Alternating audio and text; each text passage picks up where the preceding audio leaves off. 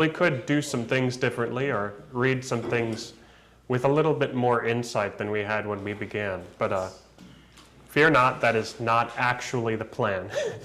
But today, we're going to start chapter 17 and hopefully cover chapter 18 as well. Chapters 17 and 18 are the fall of Babylon. Babylon is an interesting label because, well, at this time, Babylon is long gone. So Babylon is going to fall in these two chapters. And in a sense, many see this as a fourth time that the world ends in the book of Revelation. We've seen the world end a number of times now. But to give you a sense of where we're headed, in 17 and 18, Babylon will fall. We'll read about the harlot and the beast. In chapter 19, we'll look at the marriage feast of the Lamb and the second coming of Jesus. In chapter 20, the dragon will be overthrown and the dead will be resurrected and judged. And in chapter 21, we'll have introduced a new heaven and a new earth and a new Jerusalem, and the book will conclude. That's where we're headed. We're past the vast majority of, maybe I shouldn't say it this way, we're past the meat of the book. Everything after this is part of or maybe this is itself the climax or next lesson, but the vast majority of the setup is done. Everything after this is resolution, let's say. So as we come to these chapters, know that we're going to move quickly. And I'm going to try to respect that in the class. I've tried not to spend too much time on any one point like we did before. And instead, I'm going to try to give these chapters the speed that they're written with so that we can move forward and conclude the book the way it's intended. We're intended to realize that a lot is happening chapter after chapter after chapter. There's very little we're doing the same thing over and over again that we've experienced in the rest of the book. All that to say, let's get started with verses 1 and 2 of chapter 17. Anybody want to start us off and read?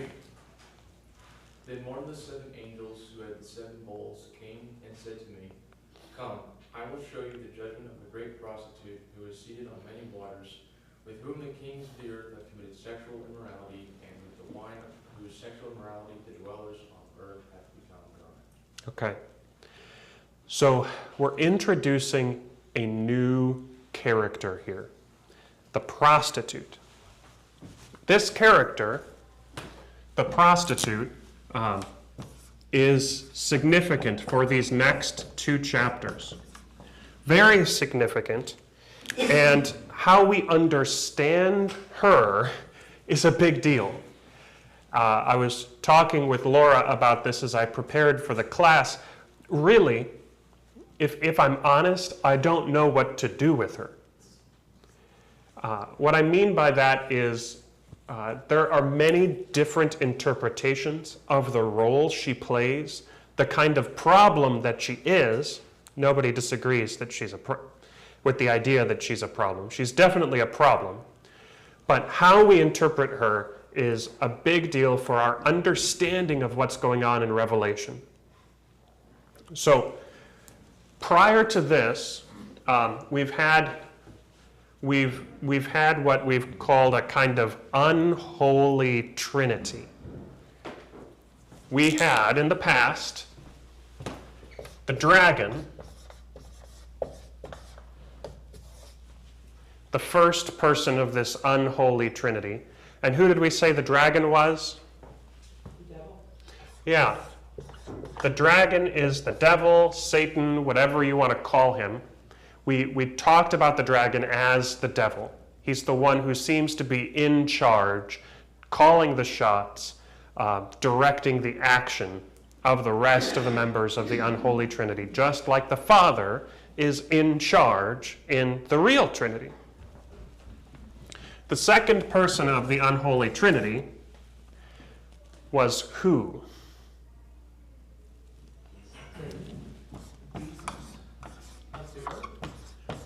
It's the beast of the sea. Right. So the second person of the unholy Trinity was the beast of the sea, which we said clearly was closely related to the dragon, was directed by the dragon, looked like the dragon in certain ways. But this beast of the sea is a beast throughout all the rest of Revelation and continues to pop up over and over again throughout all the rest of Revelation. But then we get to the third member of the unholy Trinity, and we have this big question mark. Because the first time we experienced this third member, it was the beast of the earth. And the beast of the earth we dealt with, we saw come and we saw go by and large. Shortly after, we had the Trinity pop up again. We had the dragon, the beast of the sea, or I should say the beast, now the beast alone, the only beast, and we had the false prophet.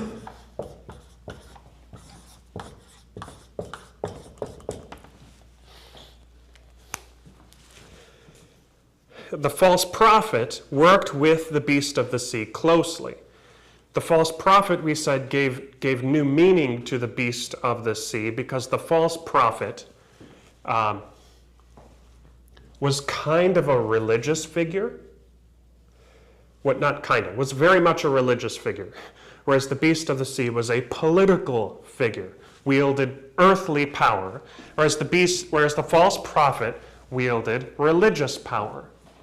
So the question we then ask as we come to this prostitute, and you'll see why in just a bit, is going to be, is she just like the false prophet and the beast of the earth, another member of the unholy Trinity? Is she equal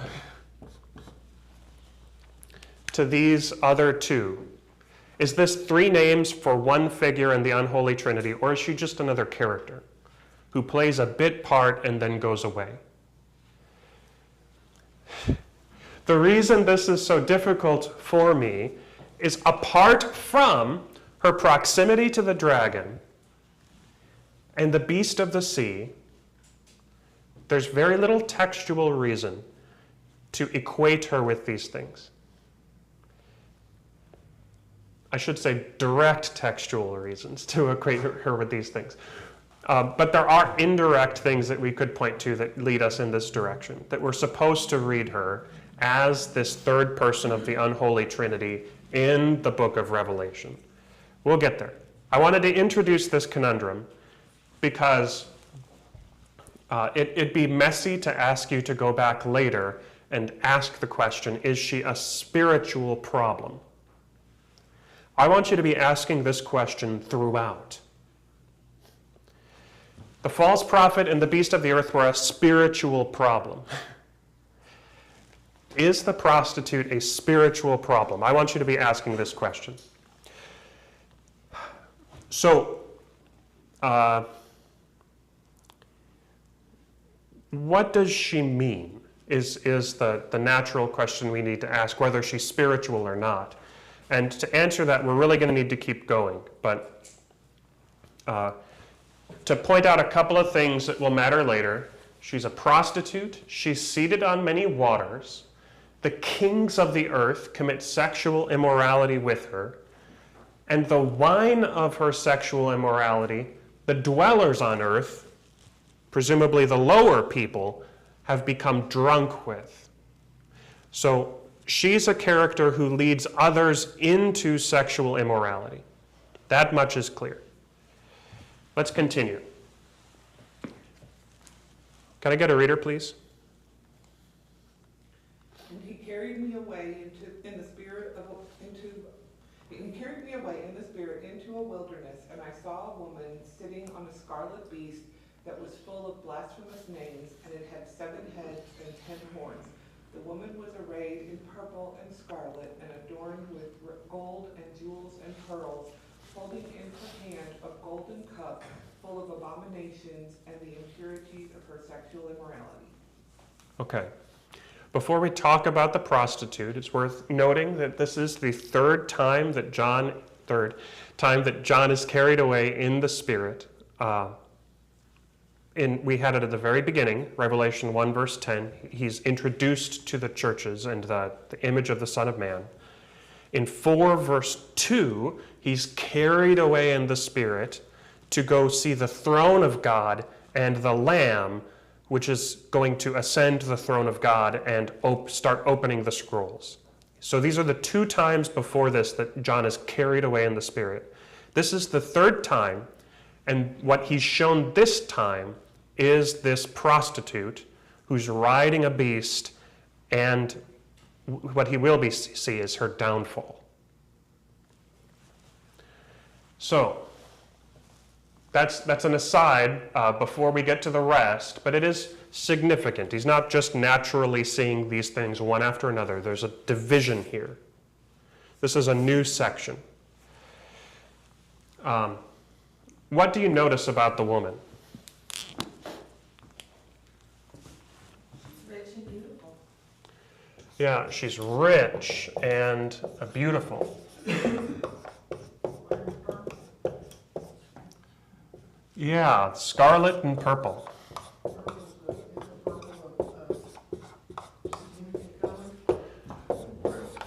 Both are colors associated with royalty.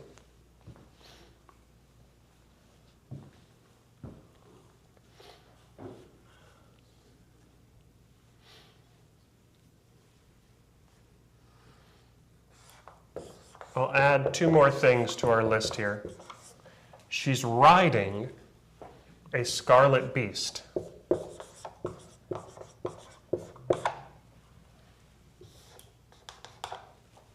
And she's holding in her hand a cup.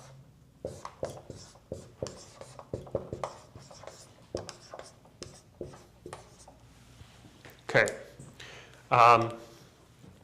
One other thing I should note. Where is she? She's out in the wilderness. Who else is in the wilderness in Revelation? Jesus.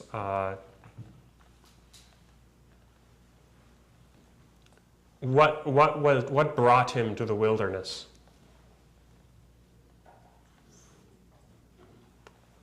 I hear mumbles. It was the woman that gave birth.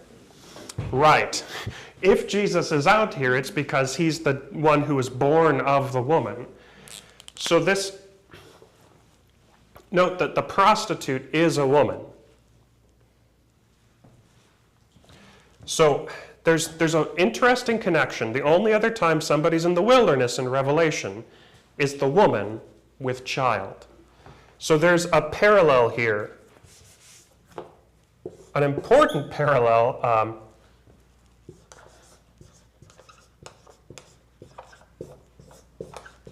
If we're going to ask the question, does she have spiritual significance?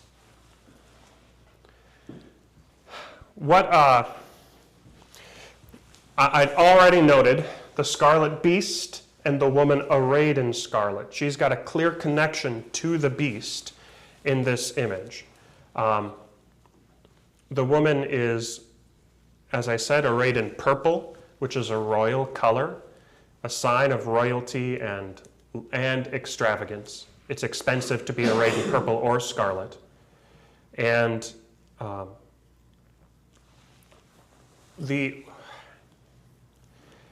where's my mouse? There it is. She lures people in. She lures individuals in. She lures in kings with her cup. She lures in kings with her sexual immorality, and she lures in the average people with the cup of the wine of her sexual immorality. So this golden cup, whatever it is explicitly evil, right? For now, we'll continue. We can come back. Keep reading, please. And on her forehead was written a name of mystery, Babylon the Great, mother of prostitutes and of earth's abominations. And I saw the woman drunk with the blood of the saints, the blood of the martyrs of Jesus. Okay.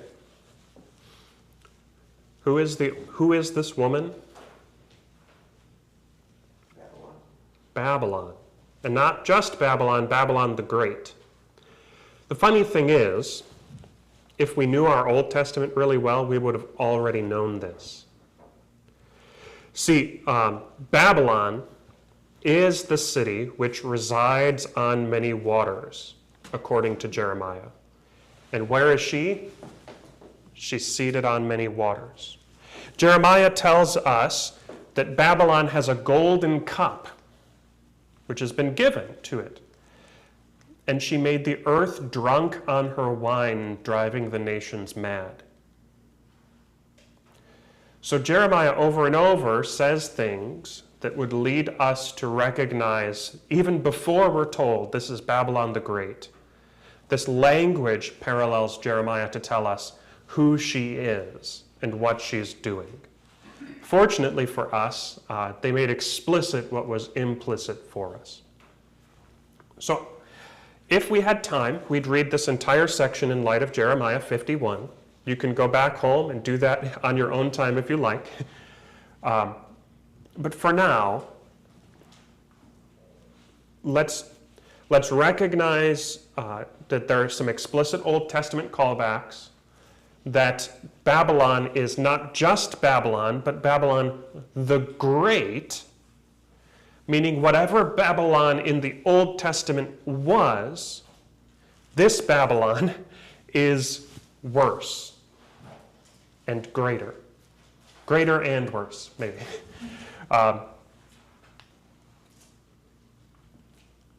Some, and this is one of the big questions. So I said some want to call this prostitute the third person of the unholy Trinity.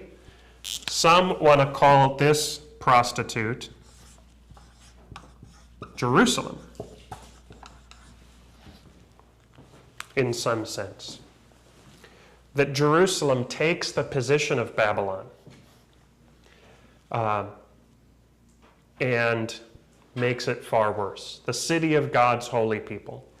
Others want to simply say that this Babylon is the Roman Catholic Church, which is predictable in a certain sense. But whatever it is, whatever we're going to say it is a mystery, right? On her forehead was written a name of mystery. Mystery doesn't mean Sherlock Holmes here.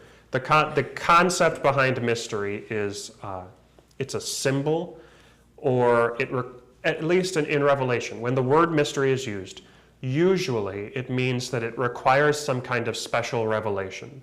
You're not just going to, through natural reason, come to a perfect understanding of all that this means. You need God to help you understand. You need His Holy Spirit, you need special revelation, you need clarity. Could you come to the conclusion that this is Babylon without knowing?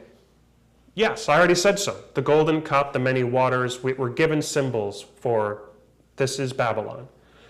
But could you come to the knowledge that this is Babylon the Great, mother of prostitutes and earth's abominations? I would say the answer is no. There's something deeper there, something more there that we need to wrestle with. It's significant that she's drunk on the blood of saints and martyrs. Any hope that we have that revelations, tribulations, and problems will not hit us, again, we'll say, is very clearly in the context of Revelations pushed aside. No. The world we live in will persecute the saints of God just like it persecuted God while He was here. right? Jesus suffered, you should expect to suffer too for your faith.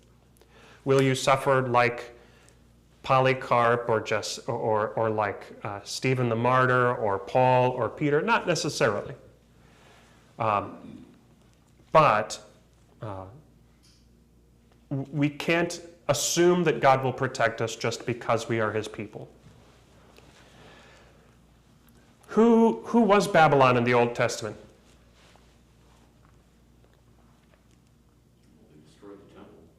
They destroyed the temple. Sacked Israel. What else? Drove the people out of Israel.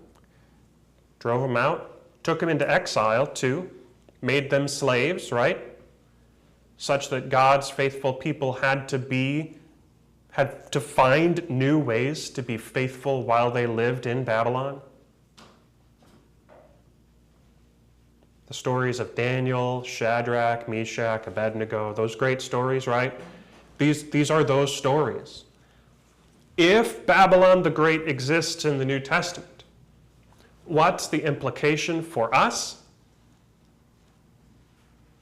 We are a people in exile who are living under a foreign regime, who have to find new ways to be faithful under that oppressive, enslaving foreign regime. But as was told those Old Testament people, find the welfare of yourself in the welfare of your city, right? In a certain sense, we're not revolutionaries living in this foreign regime. We're to be model citizens, as Paul tells us, except when we can't. That's its own Bible study, I'm sure. But Babylon is not standing at the time of this book. At the time of Revelation, Babylon is no longer standing. So Babylon is a model. The technical term is type. It's a stand-in for all oppressive worldly enemies of God's people. In John's day, that was almost certainly Rome. The Roman Empire was John's Babylon. But in our day, Rome is no longer standing, right? So Babylon exists in a new way in every generation. So we have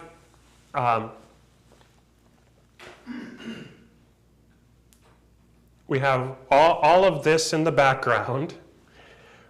This woman, the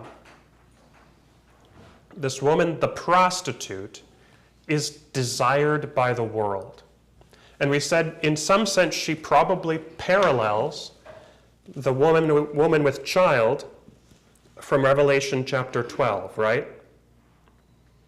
The one who we said was the church.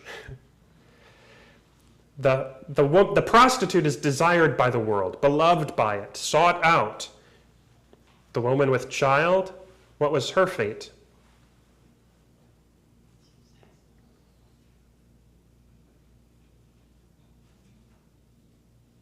She was alone.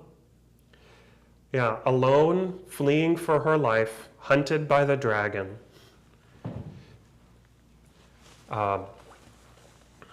And the dragon's minions, I should say. This is the contrast behind everything. John says, when I saw her, I greatly marveled, but the angel said to me, why do you marvel? I will tell you the mystery of the woman and of the beast with the 7 heads and 10 horns that carries her. Before now, we did not know, I don't think, that this beast had... No, we did. Okay. I should have commented on this before now. 7 heads and 10 horns identifies the beast that she's riding on with the beast of the sea.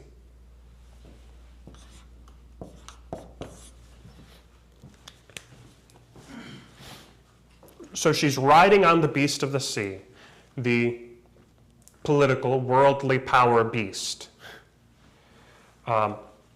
which itself I should have said again before we moved on, is a reversal. Because in John's original vision of the beast and the false prophet, who served who? The false prophet served the beast. Right. The false prophet served the beast. This false prophet made people worship the beast and bow down to it and proclaimed the blasphemies of the beast. That was the prophet's job. Now, the beast of the sea, who used to be this fierce, scary thing, is like a pet. Now, she's riding on a tiger, we might say. She's riding on something fierce and scary, but she's still got it under her feet in some sense. This is a big reversal, and as we will see, it will not last. But the angel, so this is again one of the 7 angels who did the incense bowls. The angel said to me, "Why do you marvel? I'll tell you the secret of each one." And he starts with the beast. Somebody read the explanation of the beast. The beast that you saw was, and is not, and is about to rise from the bottomless pit and go to destruction. And the dwellers on earth, whose names have not been written in the book of life, from the foundation of the world, marvel to see the beast, because it was, and is not, and it is to come. Before we finish this explanation, just let's pause. Was and is not and is to come, was and is not and is about to rise from the bottomless pit and go to destruction. What is this a reference to? Antichrist? Right. Well, it's a reference to the title that we gave to God, or that God gave himself at the beginning of the book of Revelation, who was and who is to come, right? But it's altered so that it's not the same, but it's supposed to be similar. He's trying to be that. Yeah. So we have the beast of the sea mimicking the role of God. We have the prostitute mimicking the role of the church. Through all of this, we've got these, we're wrestling with these contrasts. But yeah, you're totally right to note that it's slightly altered. It's not quite right. It doesn't perfectly match. And there's this promise there that this individual is going to go to destruction. There's hope even in the midst of this section. Keep reading, please. This calls for mind with wisdom, the 7 heads and 7 mountains on which the woman is seated. There are also 7 kings, 5 of whom have fallen. One is, the other one has not yet come, and when he does come, he must remain only a little while. One more. And for the beast that was, and is not, it is an 8th, but it belongs to the 7, and it goes to destruction. Okay. So this is a bit of a mess, I'll admit. But so we have 7 heads, which are 7 mountains, which are 7 kings, 5 of whom have fallen, 1 is, and another yet to come.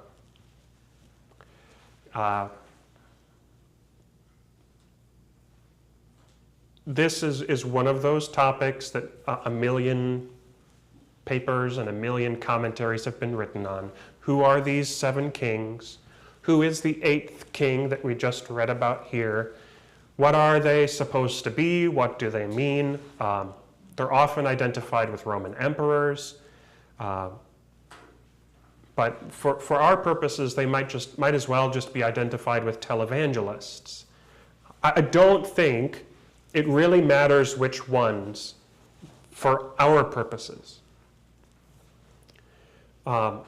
Probably more important is asking what 7 means and asking what they do than who they are.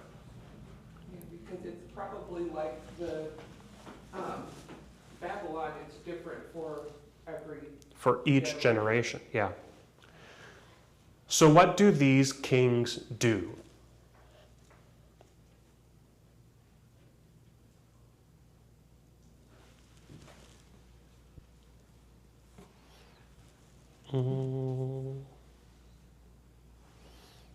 Maybe we have to go back. Well, no. What do the kings do? They serve the prostitute. They prop up her power, right? What does 7 mean then? Because 7 is typically God's number, right? 7 is completion, which is typically a God-focused thing. Which typically is a God thing, But yes. clearly, in this context, is not, which also goes to the 8th, because the 8 is the +1. The +1 is taking creation, taking completion, and then taking it, dialing it up to 11, if you will, right? It's the Yeah, wouldn't it be spiritual better element. if God had made us this way? Wouldn't it be nice if we knew the knowledge of good and evil? That would make it better, right? That +1 idea, I think, is key here. We're taking 7, God's number. We're saying we've got 7, and then, you know what? I think I know better than God. Let's add another king. These kings are legitimized by spiritual authority. They're under the church of their day. And 5 have fallen, one is yet to come, and then after that, there's an 8th who belongs to the 7 and goes to destruction. What this actually means, again, I don't think it matters that much. But we shouldn't be surprised if worldly powers legitimate their power by spiritual authority and then do terrible things. This is what we expect in the world that we live in, the fallen world that we live in. We should watch for it, be aware of it, and even we should, insofar as it's possible, try to prevent it. But don't be surprised when you're walking down the street carrying your giant bag of money and someone comes to steal it because you didn't secure it. Right? We want to say, we want to hear these things as the caution that they are and live in caution without living in fear. Does that make sense? But we're not done explaining the mystery. Can I get a reader? 10 horns that you saw are 10 kings who have not yet received royal power, but they are to receive authority as kings for 1 hour, together with the beast. They are of one mind. They hand over their power and authority to the beast. They will make war on the Lamb, and the Lamb will conquer them. For he is Lord of lords, King of kings, and those who are with him are called and chosen and faithful. So don't be surprised when worldly powers make war against the Lamb. However long or short their reign, whether they're horns or heads, don't be surprised. They will make war, but the Lamb is Lord of lords and King of kings. He will conquer any king who rises against him. He will conquer any lord who rises against him, whatever their ability. Those who are with him are called and chosen and faithful.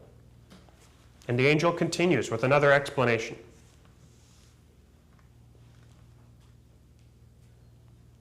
The angel said to me, the waters that you saw when the prostitute is seated are peoples and multitudes and nations and languages.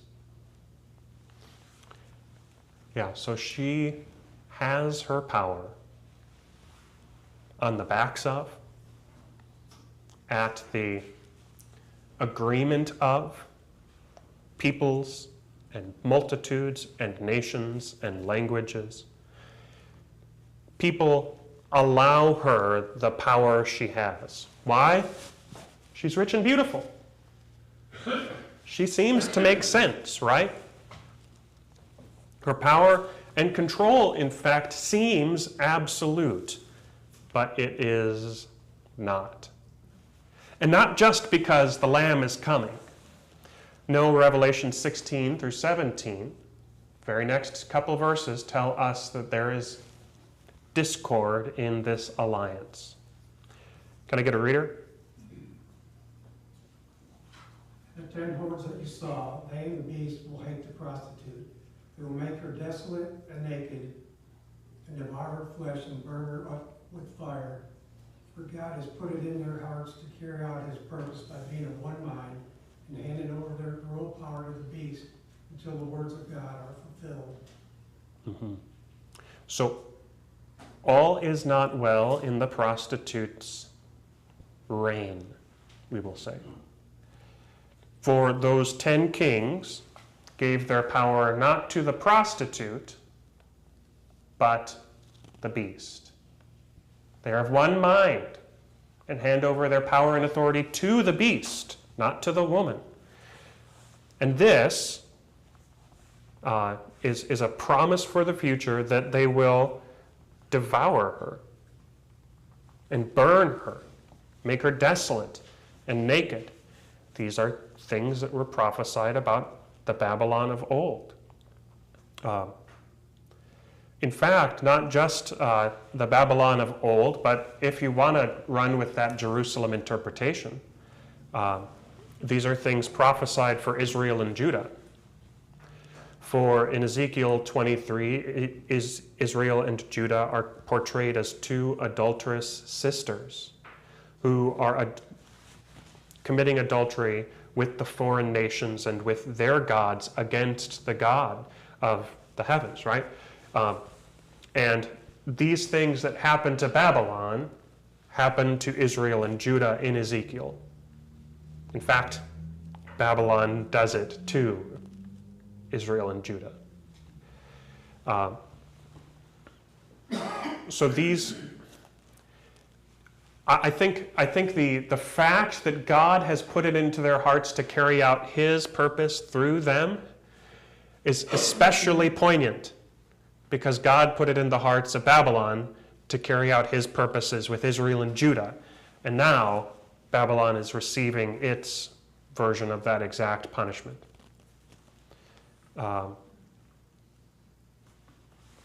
We get very briefly the explanation of the woman. Angel said he was going to explain the mystery of the woman. And it's the woman that you saw is the great city that has dominion over the kings of the earth. Which to me, much like many of these explanations in Revelation, only begin to unveil the meaning of what's behind all of this. You're left wondering, okay, what does that mean? But I think we've touched on a little bit of it enough that we can move on. So let's get as much done in chapter 18 as we can. Can I get a reader? After this I saw another angel coming down from heaven, having great authority, and the earth was made bright with his glory. And he called out with a mighty voice, "Fallen, fallen is Babylon the Great. She has become a dwelling place for demons, a haunt for every unclean spirit, a haunt for every unclean bird, a haunt for every unclean and desolate beast." Yeah, so we have another angel coming down from heaven. I did comment a couple sessions ago that it was strange that we had 6 another angel coming down from heavens. But that was chapters ago. I like to think that this is our 7th, that this is the 7th angel coming down from heaven, but we'll see if there's any more after this. Whatever the case, this angel seems special. The earth is made bright with its glory, maybe a reference to Ezekiel 43, where the glory of God lights the earth when God returns to Jerusalem. We're told the angel cried out with a mighty voice. It's not just a loud voice, but a mighty voice. Most other angels cry out with a loud voice in Revelation. 5 verse 2, 7 verse 2, 10 verse 3, 14, 6, and 7. But this angel, Lewis Brighton points out, cries out with a mighty voice like that of God. God's voice is normally mighty. In biblical literature, with the exception of Revelation, this word, mighty, is used never of angels, but exclusively of God. This is the only time, in Revelation, is the only time that we see this used of God, of angels. And here's one of those moments. What's the point? It probably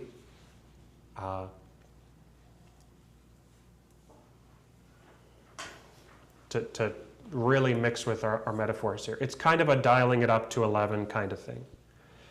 We're coming closer and closer to the return of Jesus. So the angels which are sent are more and more magnificent, more powerful, more exceptional. They're announcing the return. So we're getting imagery which aligns with God's return. A mighty voice, the glory of God lighting the earth. These things are helping us know that when we say fallen, fallen is Babylon the Great, why? It's because God's back. The one who allowed them to come is now sending them away.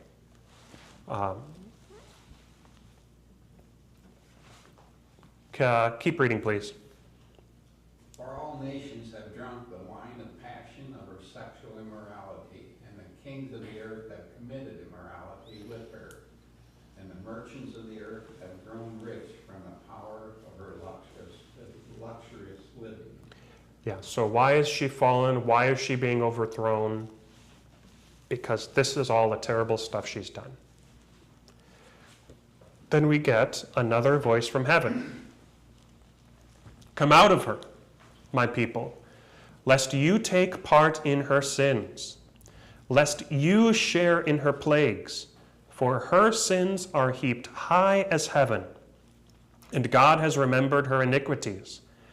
Pay her back as she herself has paid back others, and repay her double for her deeds. Mix a double portion for her cup, for her in the cup she mixed. Okay. Only now, in the context of Revelation, is the church called out of Babylon. I don't think that this command is spoken to us now. I think that this is an end times command. For Paul says, or maybe that's John,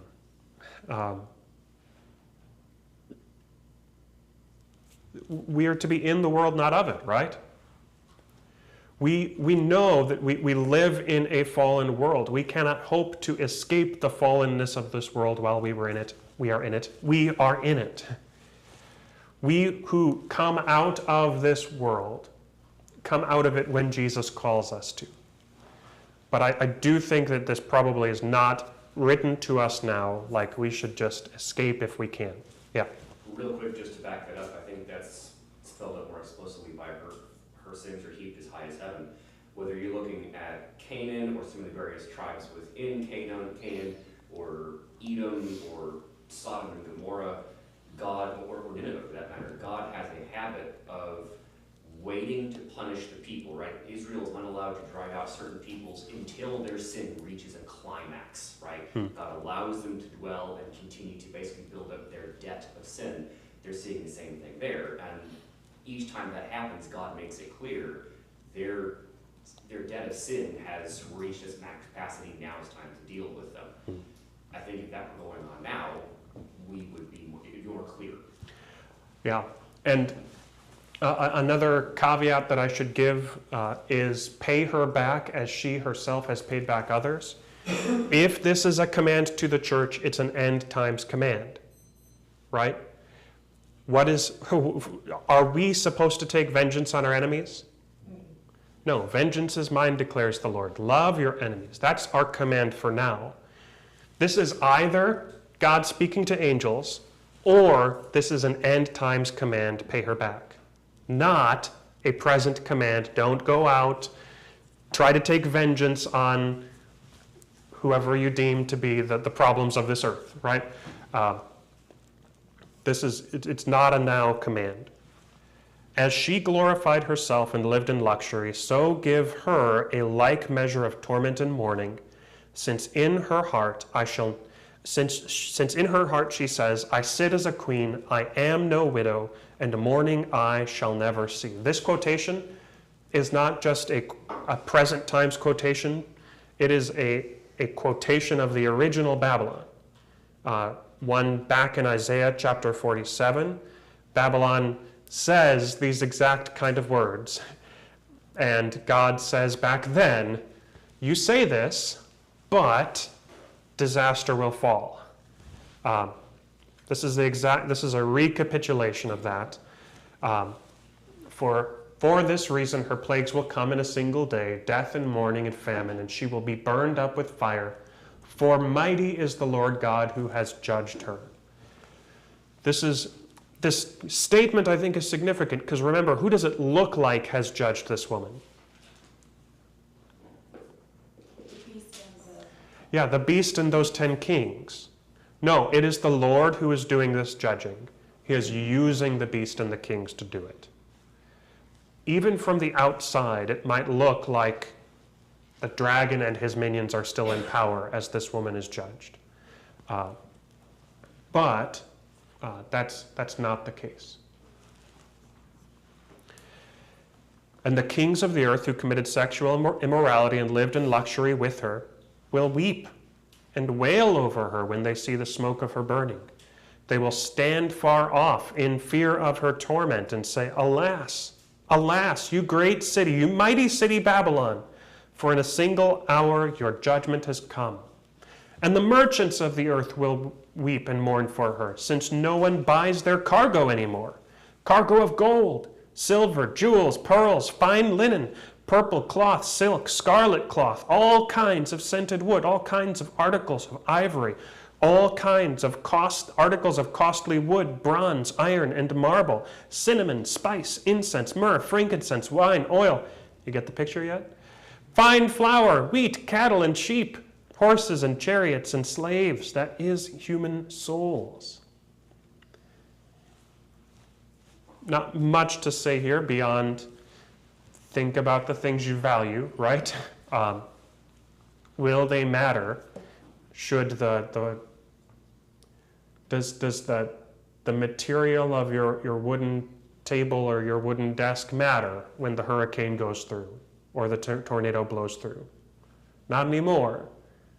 I think the reason that John spends so much time enumerating things is that kind of wake-up call.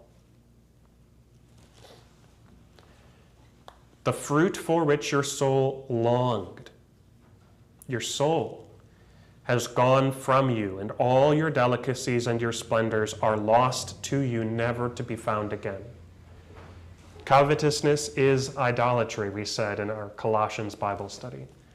Covetousness, that desire for these kind of nice luxury goods, is idolatry. It is something that your soul is doing, worshiping. And John seems to be saying the same. The merchants of these wares who gained wealth from her will stand far off in fear of her torment, weeping and mourning aloud. Alas, alas, for the great city that was clothed in fine linen, in purple and scarlet, adorned with gold, with jewels and with pearls. For in a single hour all this wealth has been laid waste.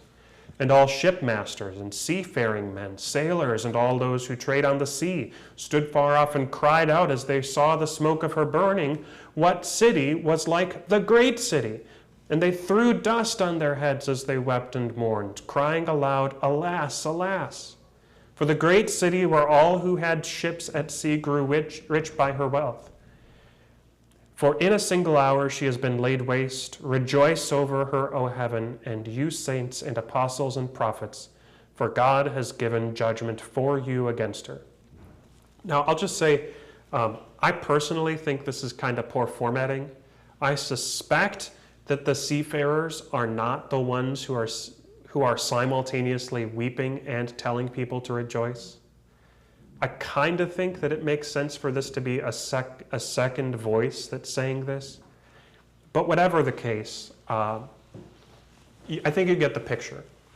Everybody's sad at the downfall of this city, except heaven, saints, apostles, and prophets. Why do they uniquely understand? Because it's been revealed to them. And they've trusted the word of God that these things that everybody else valued were not valuable in reality. It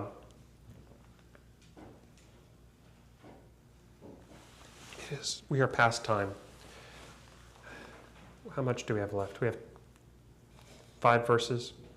I think we'll stop there. Oh, no, let's read one more. All the shipmasters and seafaring men, sailors, and all whose trade is on the sea stood far off and cried out as they saw the smoke of her burning. Oh, no, we read that one. We'll stop here with verse 20. We will pick up again with verse 21 and following and conclude this. Spoiler, Babylon has fallen. But let's close with a quick word of prayer. Heavenly Father, we thank you for this promise that whatever the world may look like, whatever the world may value, you have a plan for our exile, our time under rulers who do not understand you, in a culture which does not embrace you. Help us to proclaim the Lord's death and his promised forgiveness in this world that does not understand, that some might hear and learn and rejoice in these gifts as we do. Help us to speak clearly the evils of this world, that others might understand the goodness of your will. And in all things, Heavenly Father, we ask that you would defend us as this world goes through all of these things, that we might be willing and able servants of your word and of your Son, Jesus Christ our Lord.